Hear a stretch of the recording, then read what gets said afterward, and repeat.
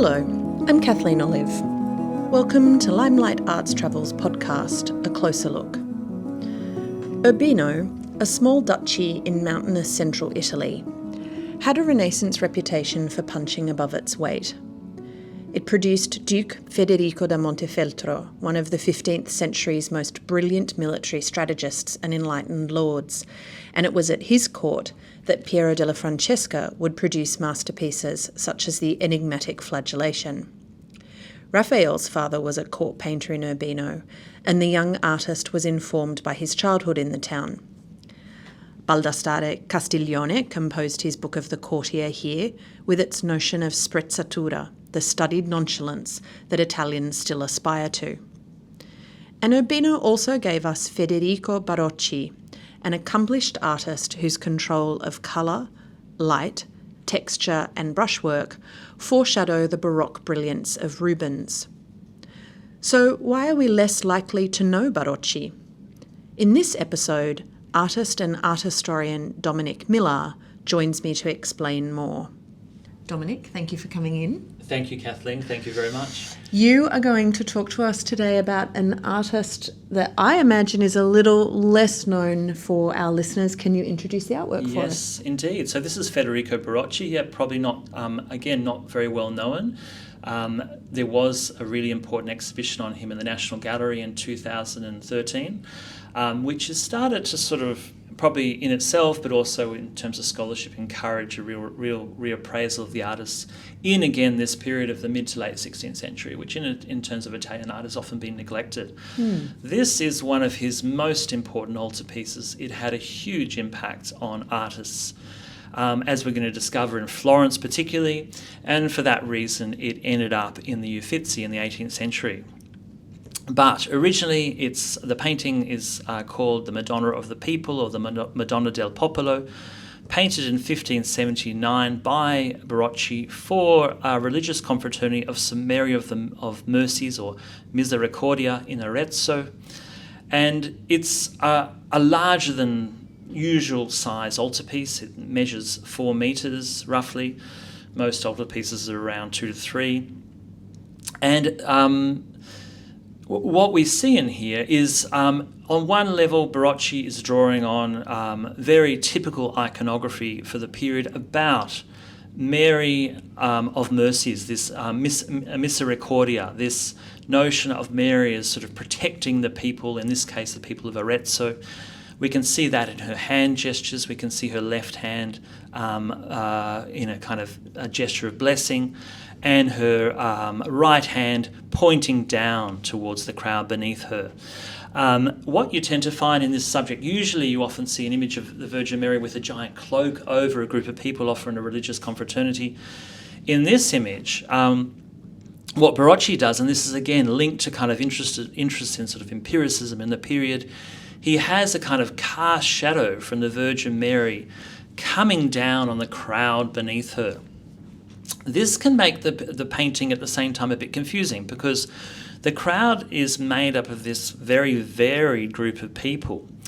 On close inspection, what we do realise, though, is on the left of the crowd we have a group of women. On the right we have a group of men. And what they're actually doing, they're actually sitting in a main town square or piazza in Arezzo. And it's some sort of a religious occasion. We might think of great religious revivalist preachers like San Bernardino of Siena or Savonarola in Florence.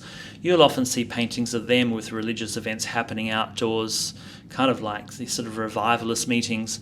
And much as in early modern Italian culture and the late Middle Ages, we have a real segregation of gender. Women would sit separately and men on the other side separately. So we have the Virgin, and what she's doing, she's entreating Christ, who's also seated on a cloud, surrounded by this glorious light and these angels. And she's entreating him to assist the people of Arezzo. In many respects, the fact it's happening in a piazza shows that there's a kind of conflation between religious identity and what we might term campanile. this idea of civic identity, a kind of sociocentric identity embedded in your town and your city, which is very intrinsic to Italian culture of the early modern period, this period from the late Middle Ages through to the early 18th century, in many respects still alive in parts of Italy today.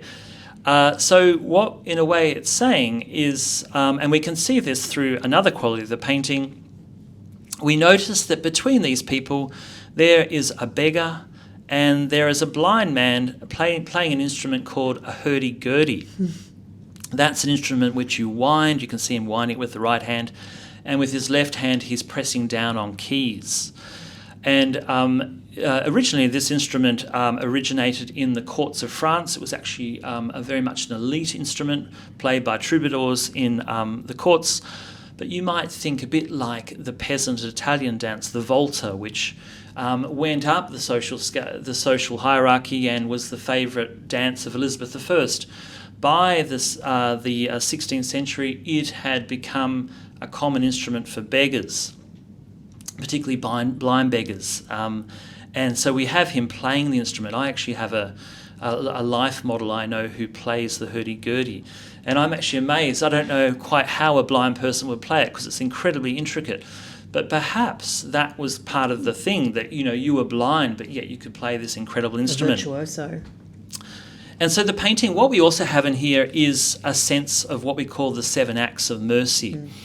You'll notice there's a young boy linked to the crowd of men on the right, being handed a coin by his father to give to the beggar down beneath him. So this is one of the 7 acts of mercy, is to provide food for the poor. Then if we notice right on the furthest background behind the women, we can see someone assisting a person who's in prison. So Barocci hasn't given all 7 acts, as Caravaggio later would do in his famous work in Naples. Rather, what he's doing is suggesting them. He's just being suggestive of them.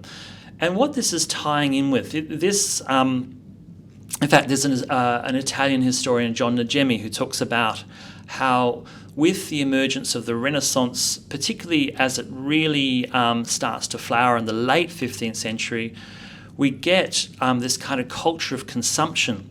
And we can see that in this the lush clothing of the women on the left. But tied in with that is an earlier late medieval anxiety about this consumption. The fact that because of the Crusades, because of trade that had opened up with the East, other factors that had affected farming, etc., a kind of mercantile class had emerged, had become incredibly wealthy. But they found this very hard to reconcile in a way with the commands of Christ to sell your possessions, give to the poor.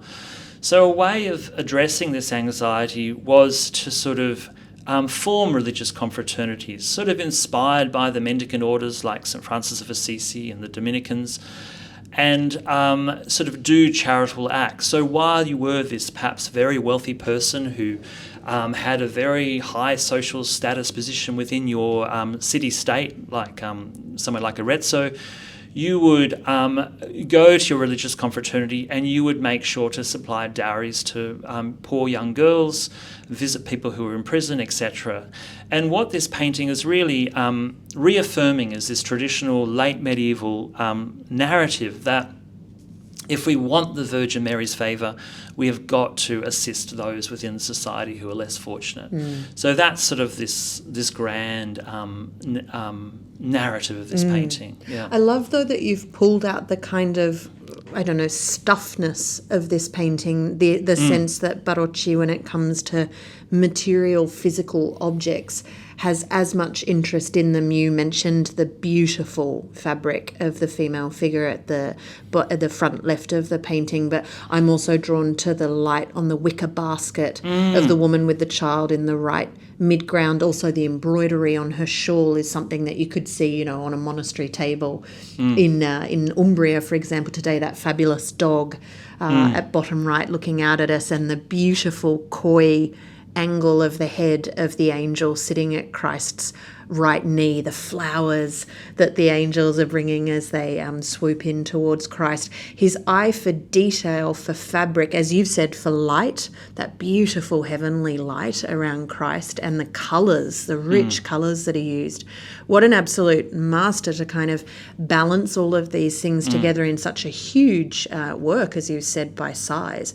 Was this what contemporaries appreciated in Barocci? What made him a successful absolutely. painter? Well, I mean, it's worth sort of going back to Barocci's origins. So he's born in Urbino.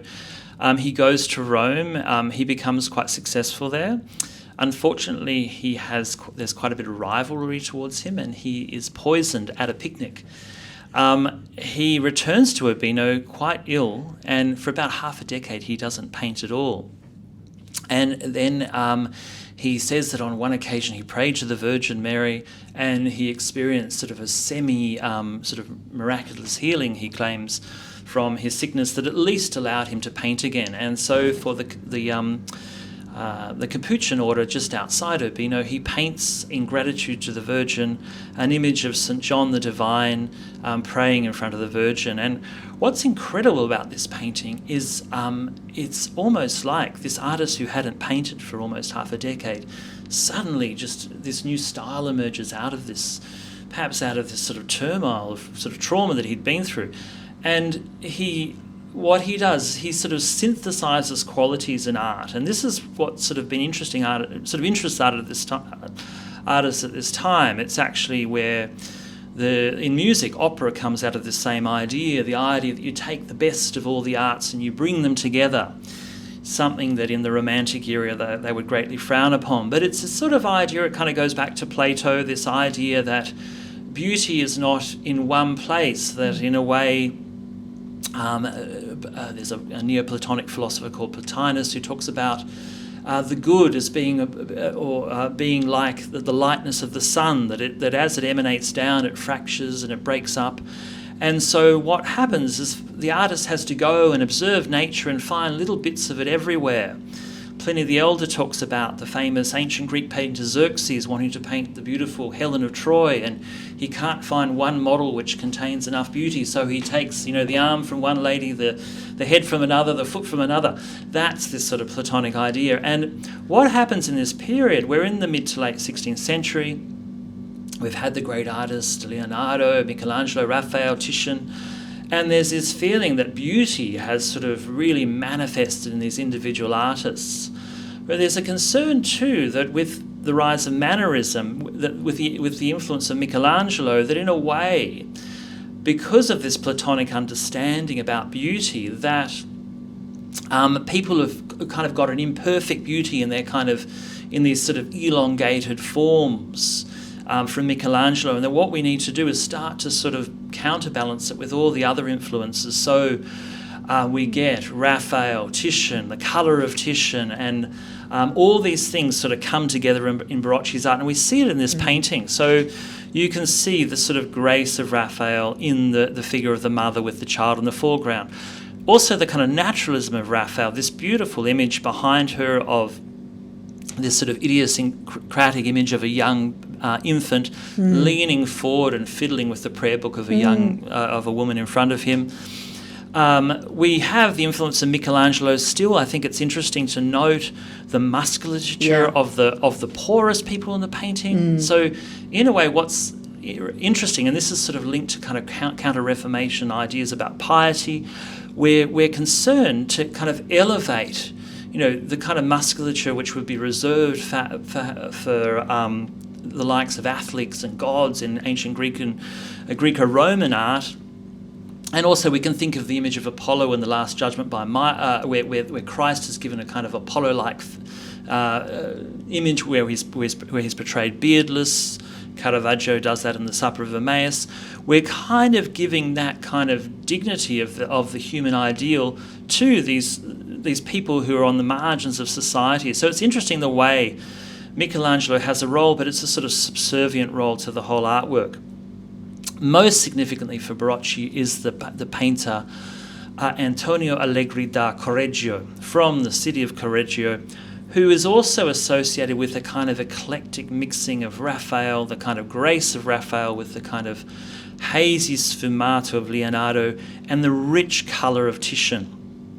And in a way, I remember there was an exhibition in Canberra in 2001 called Titian to Tiepolo. I remember it well. Remember that one, yeah? Yeah. And there was a painting in there by Barocci, and I remember it was next to a Titian and a Tintoretto, and quite frankly, both those paintings look quite dull next to the Barocci.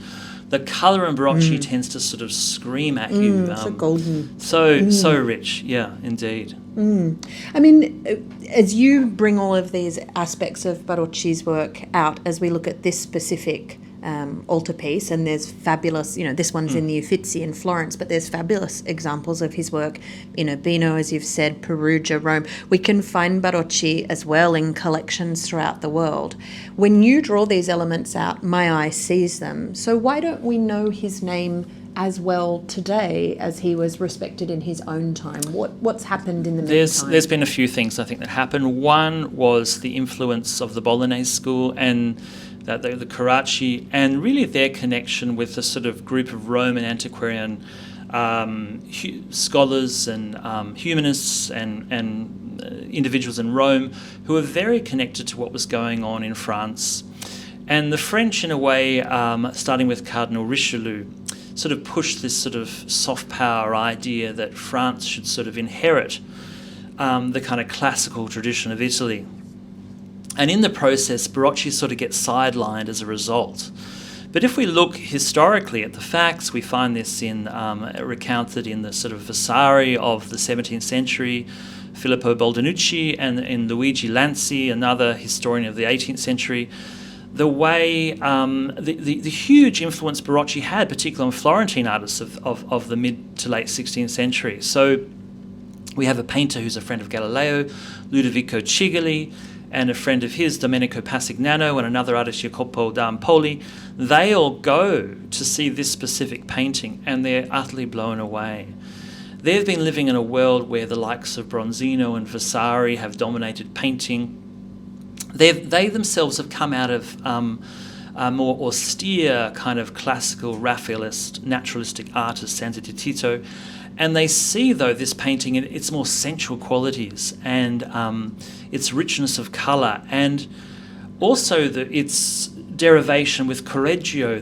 What you notice is the way the drapery sort of undulates on the Virgin's clothing, and also the undulating drapery on the blind hurdy-gurdy player. These are all qualities that are going to affect the entire Italian peninsula with the emergence of the Baroque. Think Bernini, think the undulating forms of his clothing, think of Rubens, same sort of quality. So it's this sort of sensual quality, often the word often used is vaghezza, that sort of is taken up. And what's interesting, I think, in Florence is Florence had always really drawn mostly on artists from within itself. Now we have this artist coming from Urbino who is actually defining Florentine art and does so right up until the end of the 17th century. We also have in Siena, we have artists like Francesco Vanni, Ventura Salambini, who produce these exquisite poetic versions of Barocci's style. And also the Carracci, we have via Domenico Pasignano moving back to Florence, working in his workshop in Florence, he has Ludovico Carracci come in as an apprentice to him in Florence and absorbs this style as well. So really Barocci has this huge influence up and down the Italian peninsula.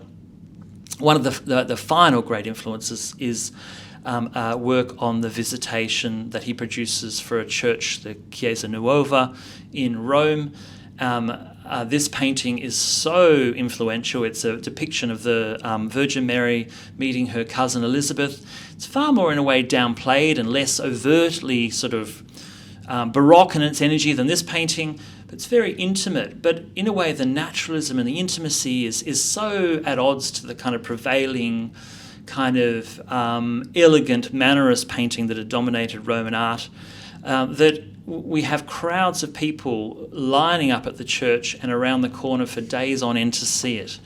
And I can only think of about 4 other occasions where that happened in the history of art. One was when Leonardo when he produced his cartoon of the Virgin and St. Anne, and the other was when Giotto and Assisi painted a beggar drinking water for his fresco cycle there. So you tend to find in Italian art, when there's this huge sort of paradigm shift in the arts, the local populace are aware of it, and they sort of get involved in what's sort of going on. Dominique, thank you so much for putting this work back into its context and encouraging us to take another look at this fabulous artist. You're welcome. You're most welcome, Kathleen. Thank you very much. Thank you. You've been listening to Limelight Arts Travels podcast, A Closer Look. It was recorded on the lands of the Gadigal people of the Eora Nation, and we acknowledge and pay our respects to the traditional custodians of this land and their elders past and present.